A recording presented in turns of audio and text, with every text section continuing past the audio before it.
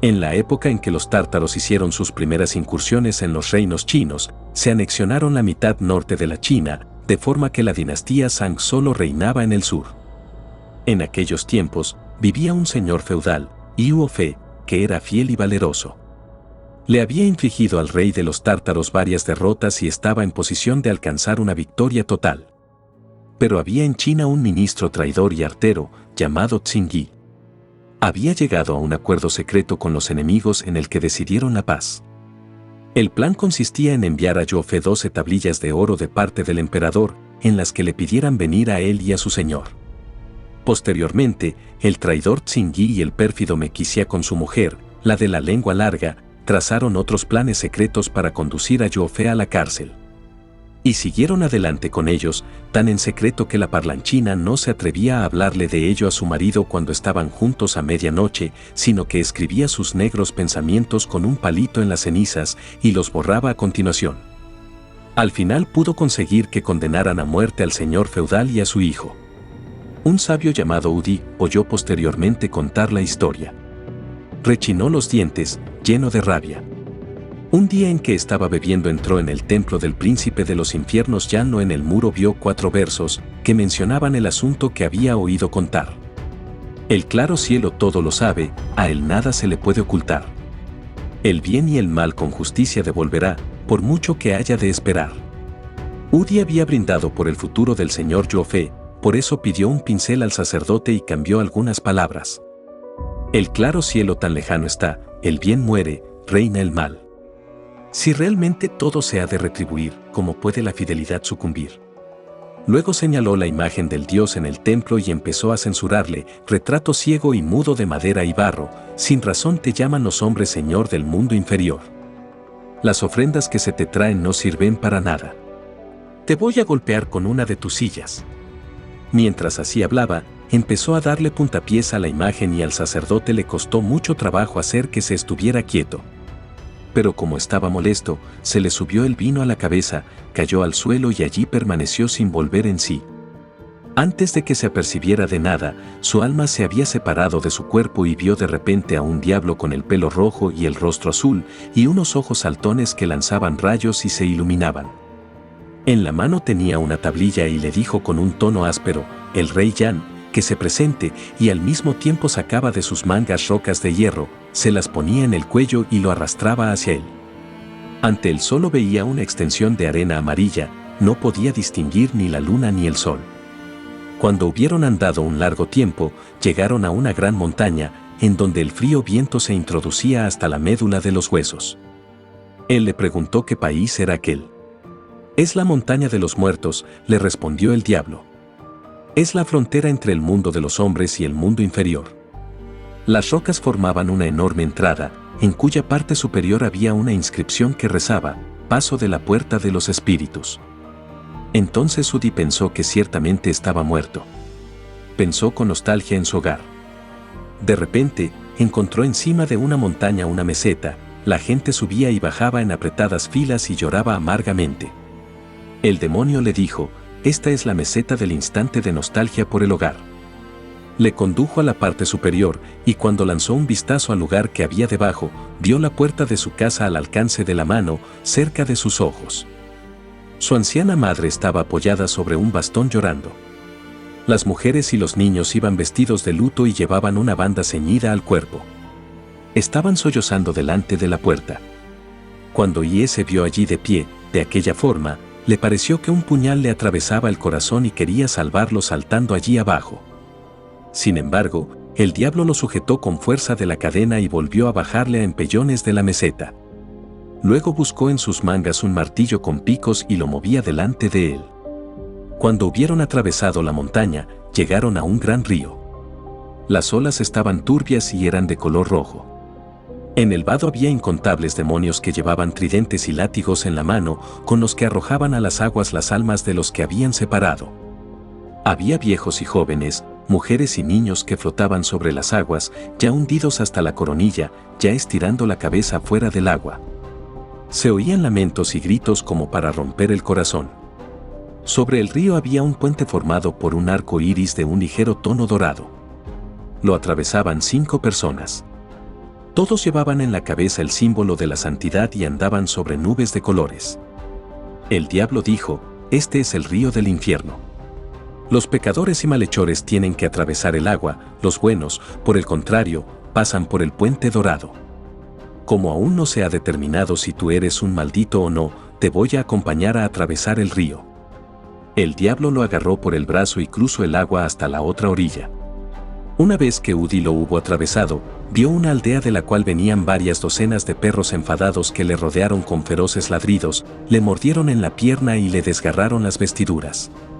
Solo cuando el diablo y ese hubo ahuyentado con toda su energía, se echaron hacia atrás. Entonces le explicó: este es el pueblo de los perros malvados.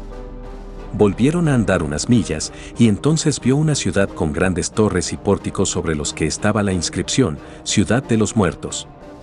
El diablo le dijo: ya hemos llegado.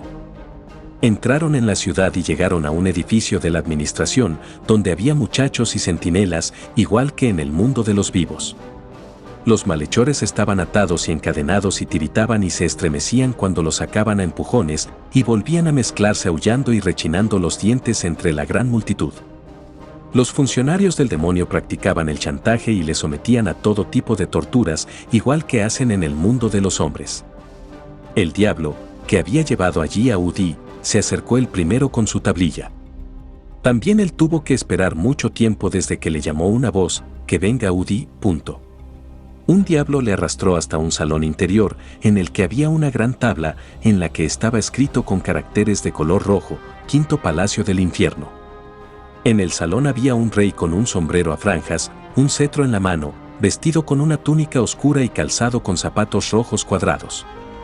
Sus ojos eran de un tono violeta oscuro, sus cabellos y pupilas eran rojos y el bigote le caía como largos flecos. Se afianzó en su mesa y se enderezó. A su derecha y a su izquierda estaban una cabeza de buey y rostro de caballo reclinado sobre sus lanzas. Enfrente de ellos había un juez de rostro rojo, vestido con una túnica azul y tocado con un sombrero de seda. Tenía el libro de la vida en la mano. Por debajo, en los escalones, había 2 filas de diablos funcionarios con látigos y palos en la mano que parecían bien afilados. A la derecha y a la izquierda había un par de calderas en las que el aceite burbujeaba como agua hirviente y una columna de 8 pies de altura de bronce reluciente, en cuya parte superior se movían alzándose las llamas de fuego. Un diablo ensartó en su tridente a una mujer desnuda y la arrojó en la olla. 2 hombres tenían que abrazarse a una columna y, si se soltaban, ahí o es azotaban con espinas. Los castigos con los palos y los látigos estaban reservados a las faltas leves. Cuando condujeron a la sala a Udi, se quedó de pie sin arrodillarse. El rey le dijo airadamente: así que tú eres Udi. ¿Por qué me has insultado? Echadle en la olla de aceite. Pero Udi sonrió y contestó: he oído que cuando se nombra a un Dios sabio y justo, premia el bien y castiga el mal, para dar ánimos a los hombres sabios. Pues Jofe era el servidor más fiel del Estado y fue conducido a la deshonra y a la muerte junto con su hijo. Por el contrario, Singi, que había traicionado a su señor para su propia honra, goza de riqueza y poder. Si este es el camino del cielo, realmente es mejor estar muerto que vivo.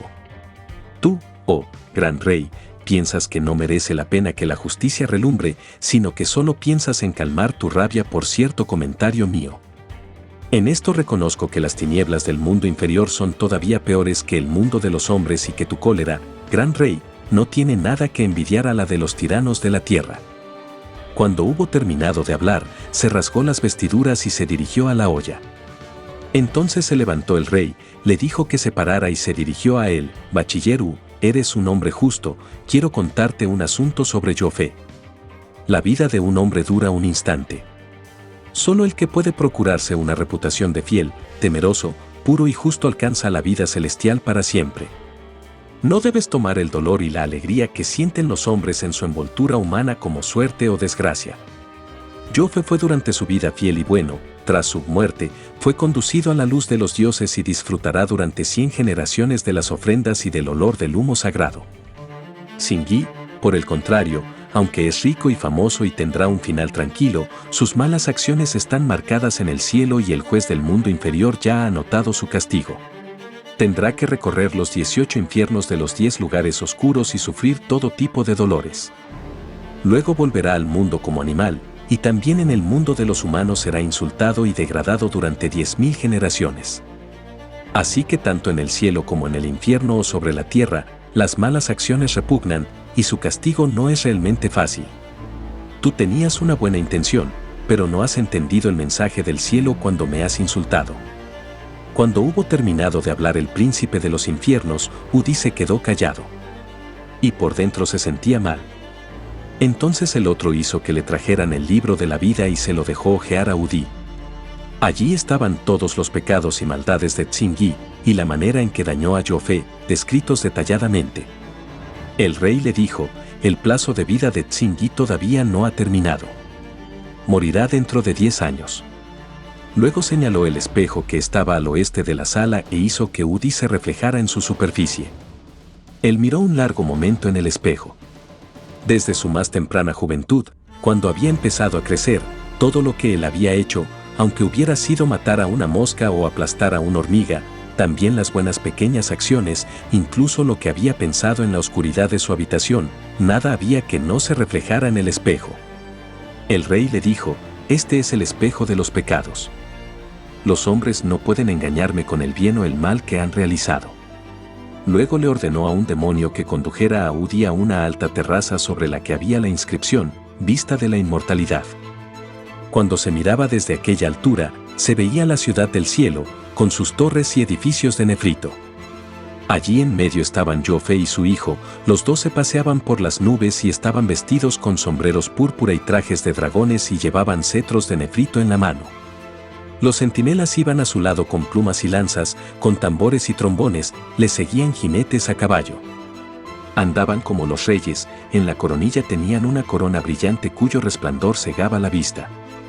El diablo le dijo, esos son Jofe y su hijo. Ya forman parte de los inmortales. No necesitas preocuparte por ellos, bachiller. Cuando descendían de la terraza, se abrió ante ellos una gran habitación, en la cual había un triste corro con muchas docenas de pies de todos los tamaños. Se alzó con un chasquido y las llamas del fuego alumbraron el círculo. Allí había largas filas de innumerables espíritus solitarios. Algunos estaban vestidos con trajes de reyes y emperadores, otros llevaban las túnicas de seda de los funcionarios, otros cotas de malla y casco, otros tenían las manos llenas de oro y piedras preciosas. Unos iban vestidos de sabios, de campesinos otros, de artesanos, comerciantes, monjes budistas y sacerdotes taoístas, pobres y mendigos. Otros estaban cubiertos con pieles de animales y aves, incluso pieles de serpiente y de gusano. Los hombres y mujeres estaban así caracterizados y divididos en 6 filas. Junto al círculo había una olla con un líquido amarillo. El guardián del círculo permitía que las almas solitarias bebieran de aquella agua. Se le daba el nombre de poción del olvido. Quien la bebía olvidaba lo que había hecho en su vida anterior. Una vez que hubieron bebido, ayudaron al demonio a formar el círculo. Él volvió a enderezarse y desaparecieron para volver a nacer en el mundo superior. Más tarde le enseñaron las 10 salas con sus 18 infiernos. Estaba la montaña de hielo con sus árboles de cuchillos. Allí había un diablo monstruoso, que arrojaba las almas sobre la montaña, de forma que los cuerpos quedaban ensartados en los cuchillos, que se atravesaban los intestinos. Estuvo también en el aserradero del infierno. Allí ponían los cuerpos tensados entre 2 tablas y los cerraban desde la cabeza a los pies, dividiéndolos en 2 partes. Todo estaba lleno de salpicaduras de sangre. Su acompañante le dijo, esto se ocurre a los que sirven a 2 señores y a las mujeres que se casan con 2 maridos. En el infierno de las lenguas arrancadas, se les arranca la lengua a aquellos que han instigado unos contra otros. Luego venía el infierno donde se colgaba a los chaqueteros de un gancho que parece como si transportaran mercancías. Este infierno era para los que habían engañado en las medidas y pesos. A continuación estaba el infierno en que había morteros y molinos para machacar y moler los cuerpos, de forma que había por todas partes salpicaduras de sangre y carne. Los bracos, de talla de leones, se abalanzaban y comían los desechos. Este infierno estaba destinado a los que habían puesto en contra a miembros de una misma familia y tendido otras trampas en secreto. Luego estaba el infierno del hambre. Allí languidecían los duros de corazón con los pobres, que solo se habían preocupado por ellos mismos. En este infierno había entrado una vez el sacerdote budista Mulian para liberar a su madre. Su madre estaba en aquel infierno, pero Mulian había logrado convertirse en Buda por sus buenas obras, por eso se dirigió al mundo inferior para liberar a su madre. Rompió la entrada del infierno con su bastón de hierro y se fue con su madre al cielo del oeste. Con ello se llevaron las almas de 3000 hambrientos que volvieron a nacer en el mundo superior. Ellos favorecieron entonces que la dinastía Tang tocara a su fin. Luego, Udi fue conducido al infierno de los recipientes de sangre. Allí había recipientes grandes y pequeños, llenos de agua sangrienta, y un gran número de mujeres que lloraban y se lamentaban.